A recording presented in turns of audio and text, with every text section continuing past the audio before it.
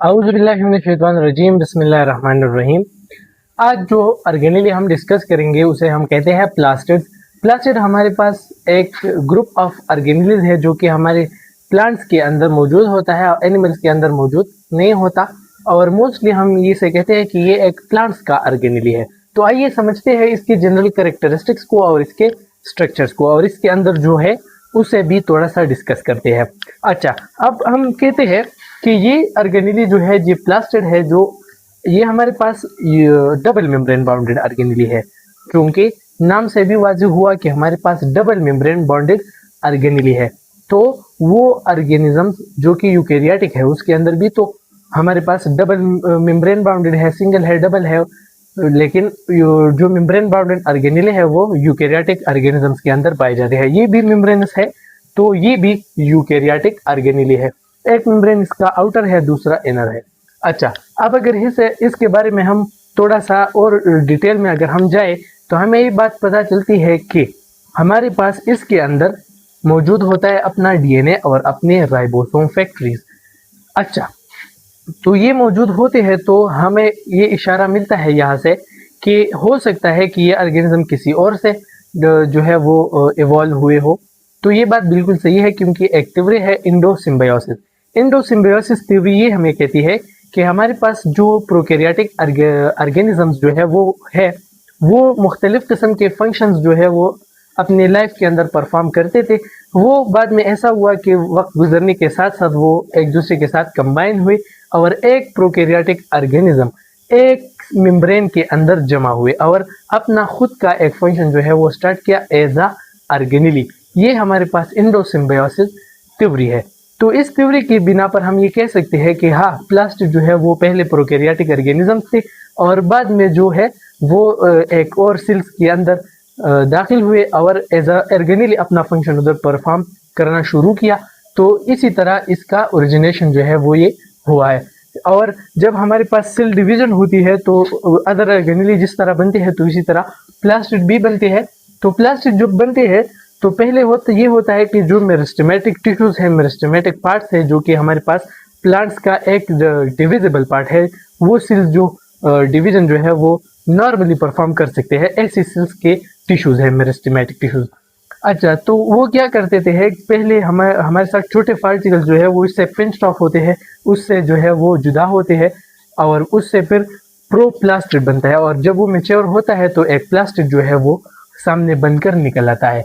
अच्छा, हमारे पास प्लास्टिड की 3 टाइप्स है और वो इस बिना पर है कि इसमें पिगमेंट कौन सा है और उसका फंक्शन जो है वो कौन सा है। एक हमारे पास है क्लोरोप्लास्ट।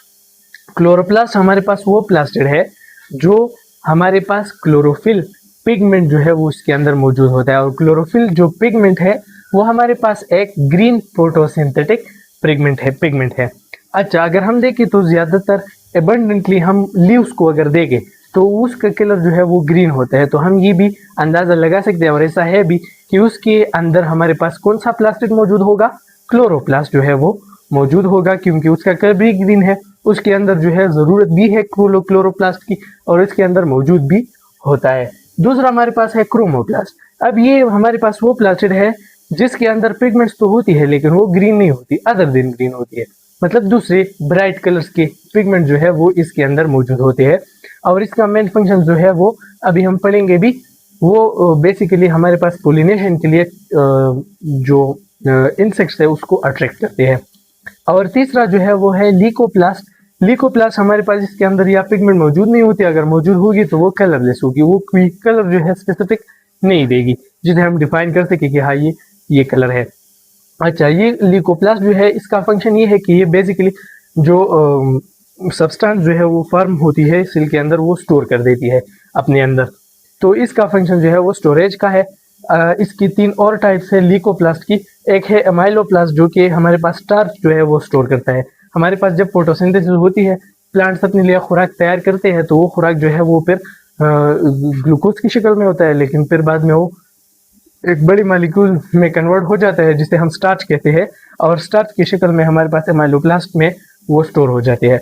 दूसरा है एलायोप्लास्ट। एलायोप्लास्ट जो है वो फैट्स को स्टोर करता है। और तीसरा हमारे पास जो है वो है प्रोटियोप्लास्ट, जो कि हमारे पास प्लांट्स के अंदर प्लांट्स की जो हार्मोन्स है, एंजाइम्स है और उसकी जो प्रोटीन्स है उसे स्टोर करता है। अच्छा, अब अगर इसके स्ट्रक्चर के ऊपर बात करें तो हमने पहले ही कहा था कि हमारे पास एक जो है वो आउटर मेम्ब्रेन है, फिर हमारे पास इनर मेम्ब्रेन है। आउटर और इनर मेम्ब्रेन के दरमियान जो स्पेस है उसे हम कहते हैं this is a inter membrane space, inter membrane space. अच्छा, और फिर इस इनर मेम्ब्रेन के अंदर जो हमारे पास सारा जो कुछ इसके स्ट्रक्चर्स है, इसके फंक्शनल पार्ट्स है वो इसके अंदर मौजूद होते हैं। इसके अंदर क्या होता है, एक होता है छोटे छोटे ग्रेन्यूल्स की तरह हमारे पास एक स्ट्रक्चर मौजूद होता है जिसे हम थाइलाकाइड कहते हैं, वो मौजूद होता है। लेकिन वो अकेले मौजूद नहीं होता, हमारे पास बहुत सारे थाइलाकाइड जो है वो एक साथ जमा हो जाते हैं और फिर वो एक स्टेक जो है वो बनाती है जिसे हम कहते हैं ग्रेनम। इस थाइलाकाइड्स की ग्रुप को हम कहते हैं ग्रेनम और प्लूरल को हम फिर ग्राना कहते हैं। इसी तरह बहुत सारे ग्रेनम कंबाइन होंगे, एक हमारे पास एक ट्रैक जो है वो इसके दरमियान बन जाता है, एक ट्यूब सा बन जाता है, उसे हम कहते हैं दैट इज इंटरग्राना। अभी इसके इर्द गिर्द जो चीज़ें वो मौजूद होती है उसे हम कहते हैं स्ट्रोमा। स्ट्रोमा जो है इसके अंदर हमारे पास डीएनए मौजूद होता है, अपना एक राइबोसोम, इसी तरह स्टार्च ग्रेन माइलोप्लास्ट भी इसके अंदर भी मौजूद हो सकते हैं।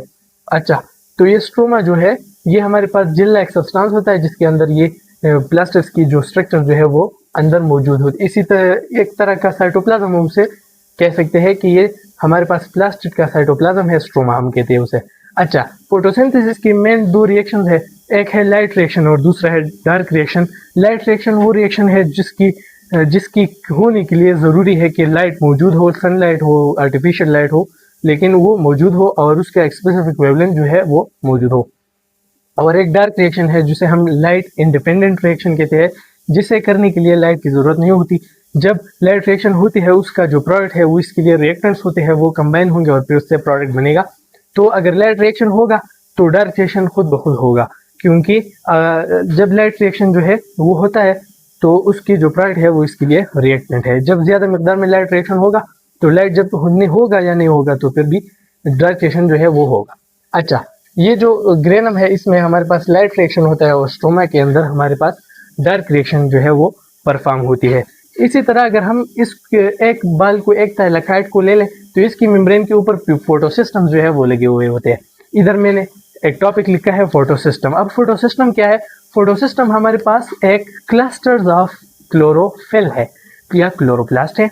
हमारे पास जो क्लोरोफिल्स है वो क्लोरोफिल्स एक जगह कंबाइन होते हैं जिसे हम कहते हैं दैट इज फोटोसिस्टम। मुख्तलिफ किस्म के क्लोरोफिल जो है वो फोटोसिस्टम के अंदर कंबाइन होते हैं और इसके साथ साथ हमारे पास जो एक्सेसरी पिगमेंट्स है, क्लोरोफिल भी बेसिकली एक पिगमेंट है और जो हमारे पास एक्सेसरी पिगमेंट्स है वो सारे फोटोसिस्टम के अंदर मौजूद होगी। इसके दो पार्ट्स है, एक है रिएक्शन सेंटर जो कि हमारे पास अंदर मौजूद होता है, इसके अंदर रिएक्शन जो है वो परफॉर्म होती है, इसके अंदर क्लोरोफिल ए जो है वो मौजूद होता है। और दूसरी है इसकी एंटेना कम्प्लेक्स। एंटेना कम्प्लेक्स जो है वो बाहर होती है जो कि लाइट कैप्चर करती है और क्लोरोफिल भी और कैरोटिनाइड जो है वो इसके अंदर मौजूद होते हैं।